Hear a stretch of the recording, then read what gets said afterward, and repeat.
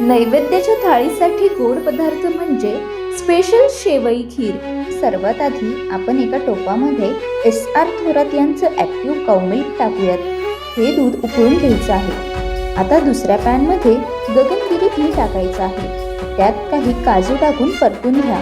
मग त्यात दाखवल्याप्रमाणे नारळाचे काप टाका आणि ते सुद्धा नीट परतून घ्या. त्यानंतर सेम प्रोसेसने आपण बारीक केलेले बदाम देखील परतून घेणार आहोत. आता त्याच पॅनमध्ये बारीक शेवया टाका. त्या सुद्धा व्यवस्थित परतून घ्या. मग त्यामध्ये आधी उकळवलेलं एस.आर. थोरात यांचं ॲक्टिव्ह काऊ मिल्क टाका. त्याला उकळी आली की त्यामध्ये विलायची पावडर टाका. ते मिक्स करून त्याला पुन्हा उकळी आली की त्यात आपण साखर घालणार आहोत. सर्व गोष्टी नीट मिक्स करा आणि त्याला उकळी येऊ द्या. मग त्यात आपण थोडं गगनगिरी घी टाकू आणि मिक्स करून घेऊ. आता त्यात आपण सर्व ड्रायफ्रूट्स टाकणार आहोत.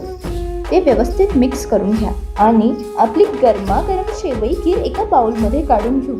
त्यावरती पिस्ता आणि केसरनी गार्निशिंग करा. तर एका ताटामध्ये भात, वरण, त्यासोबतच आलू, मटार आणि फ्लावरची मिक्स भाजी, आपली शेवई खीर, मोदक, पेढा, गोड पुरी आणि भजी, पोळी व कुरडई पापड्या ठेवूयात. आता आपली नैवेद्याची थाळी एकदम तयार आहे.